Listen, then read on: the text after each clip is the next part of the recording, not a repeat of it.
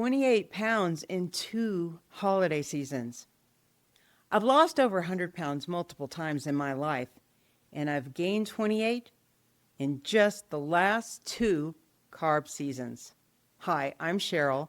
I'm 65, and this year, I finally cracked the code on how to make it through the holidays without the weight gain, the regret, and the January rescue mission. But here's what shocked me most. It is not about willpower. It's about our DNA actively working against us and a cultural addiction our entire family is trapped in without even knowing it. In this video, I'm going to show you the 6-step plan that lets you enjoy the holidays, keep your relationships intact, and build a legacy your grandchildren will thank you for. But first, I need to show you why this matters more after 60 than ever before. I'm coming to you from the mountains of Mexico beside Lake Chapala, where I live with my husband Andy and my service dog Sebastian.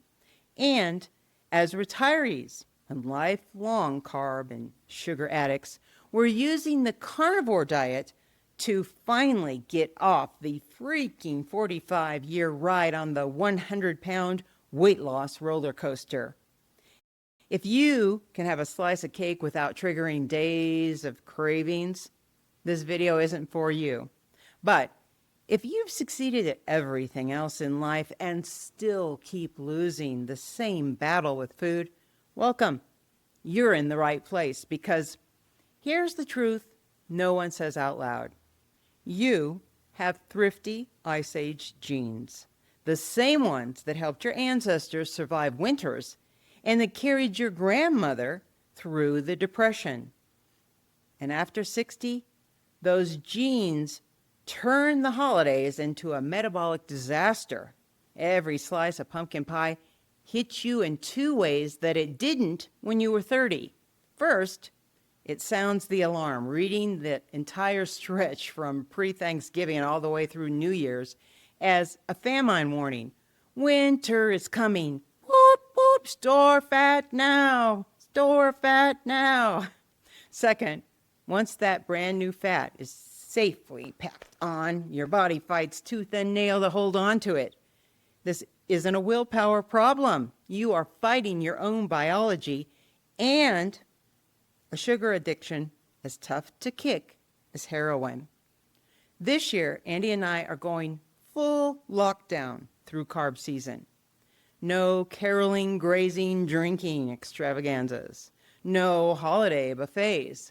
No game day pig outs. Nothing.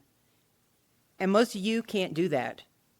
But you don't have to, because I have developed a 6-step legacy plan that works with your biology, not against it. But before I give you those steps, you have to understand 3 things. First, why carb season is literally deadly after 60. Second, how to protect yourself and your family, because you're all trapped in food addiction disguised as tradition. And most importantly, what kind of ancestor do you want to be? Because your grandkids are watching, and what you do this holiday season will teach them more than any lecture you could ever give them. You can't afford another year in the carb ditch. So let's start with why carb season is deadly. With Thrifty genes, your DNA is always conspiring against you, but it goes into overdrive during carb season. Here's the science. Thrifty genes plus modern food security equals metabolic disaster.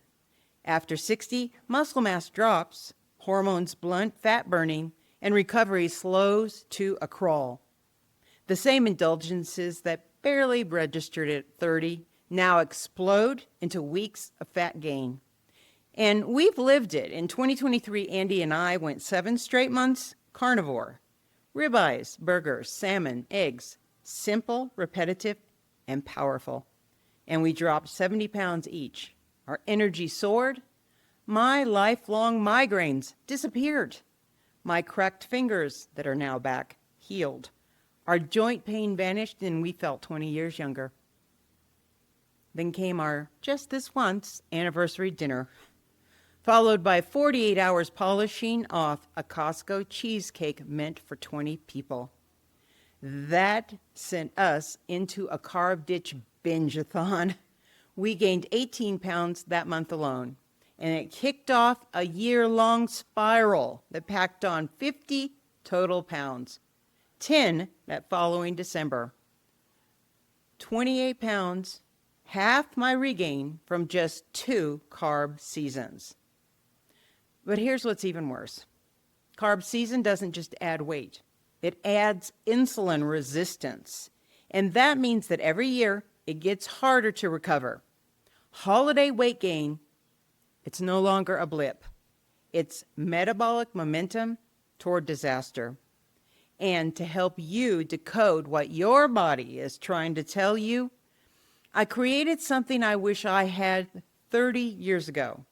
It's an 18-page guide called The Body Warning System Your Doctor Never Taught You.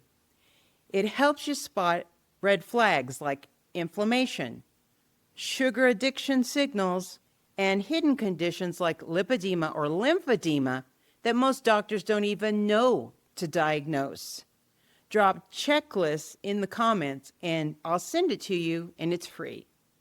Now you might be thinking, Sharrell, I don't have an addiction problem. I just enjoy the holidays. Perfect. Then you won't have a problem with my next challenge because I'm about to show you that carb season isn't just an over 60 thrifty gene problem. It's a cultural addiction disguised as tradition. And your family is dealing the drug.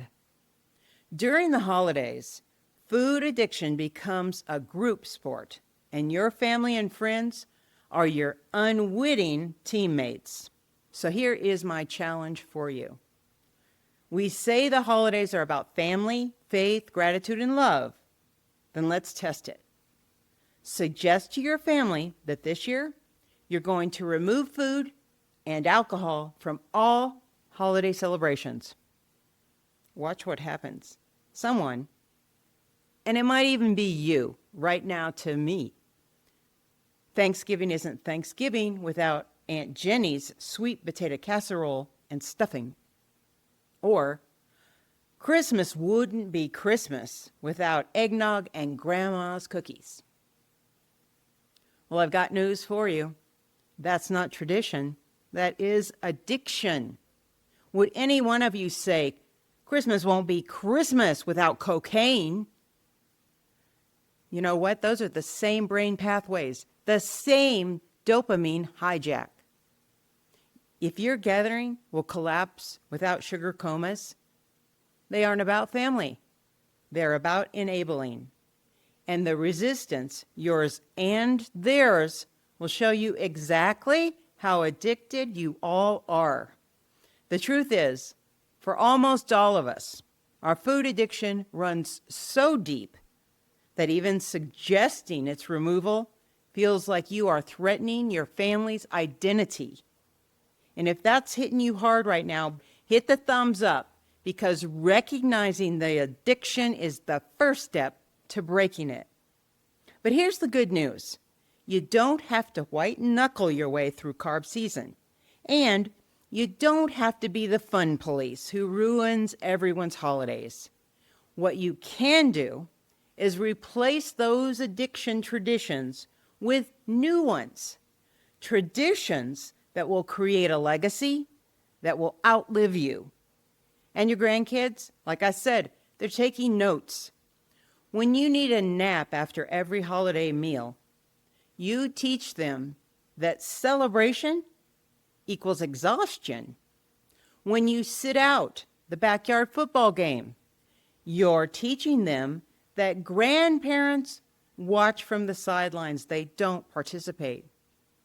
When you load your plate for the third time because it's the holidays, you teach them that love is spelled with sugar and served on a platter.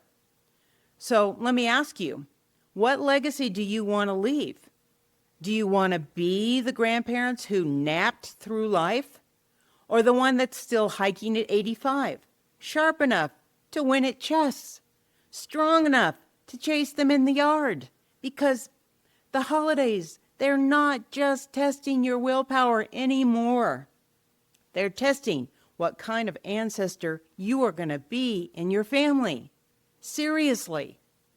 So how do we break the cycle? How do we prove the holidays are about people, not pie, and build a legacy that outlives us? Here is your 6-step plan designed for you over 60s with thrifty genes who can't go full lockdown but refuse to go down without a fight. Step 1, reality assessment. List every holiday event that you are expected to attend. Now rate them. 2 ratings. First, the importance of the relationship and how food-centric. High relationship, low food, keep them. High food, low relationship, cut them ruthlessly. Everything else gets modified. Your health can't afford events where food is the main character and people are the extras. Step 2, preparation. Never show up hungry or unprepared.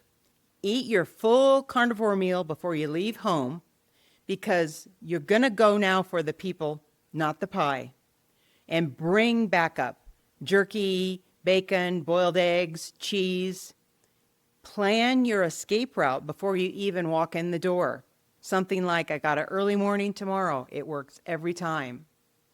Step 3, conversation scripts, because they're going to push back. Don't apologize. Don't justify. I want you to redirect. You're being extreme, Grandpa. I'm being strategic so I can be here for more holidays in the future. Food is about love.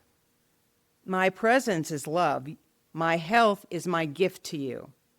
It's tradition. I'm starting a new one. I'm going to be healthy enough to enjoy many more holidays with you. Just this once. There isn't anything like just this once for me anymore because it's a 6-week binge season. Your strength will trigger their shame. So stay kind, but be prepared to hold your ground. Now, you got to replace this stuff with something. So that's step 4. Walks instead of cooking.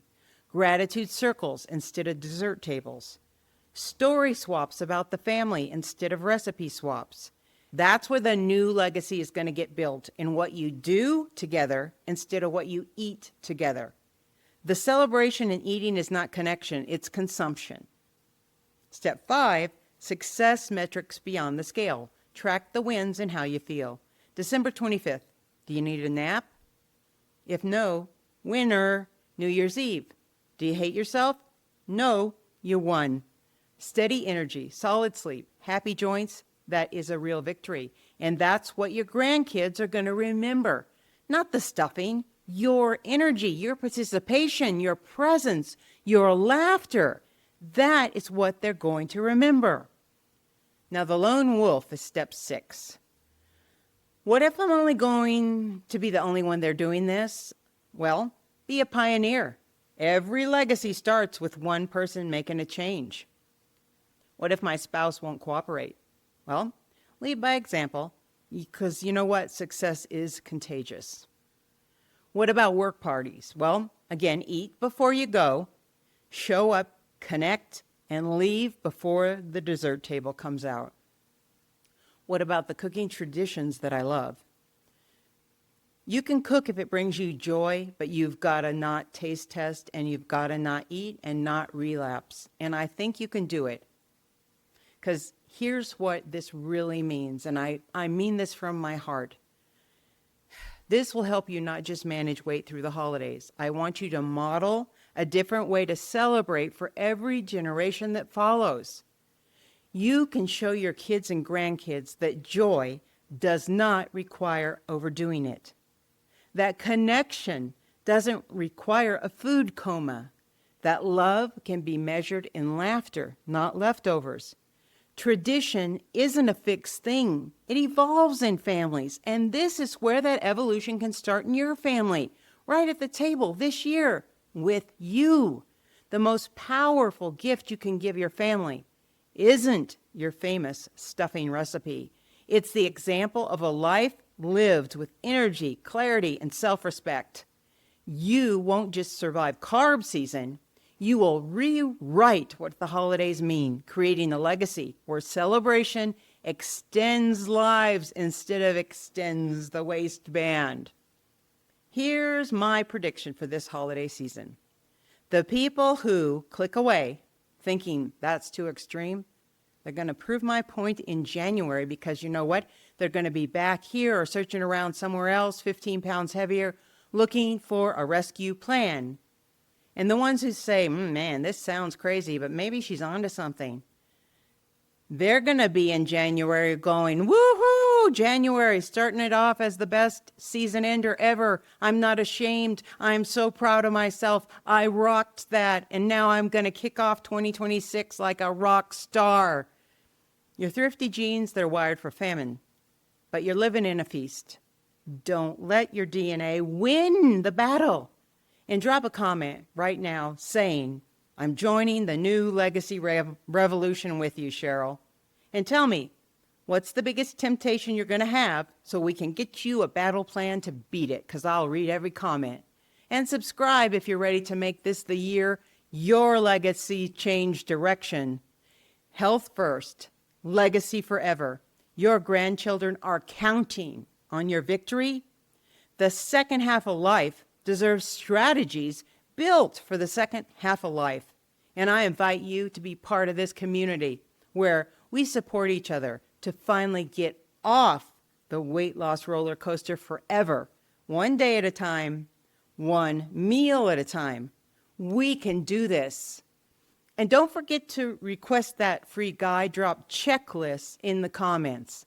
And if you're still stuck in the carb ditch, check out our playlist because it tracks our journey. I think it's on this side actually, week by week, showing exactly how we climbed out.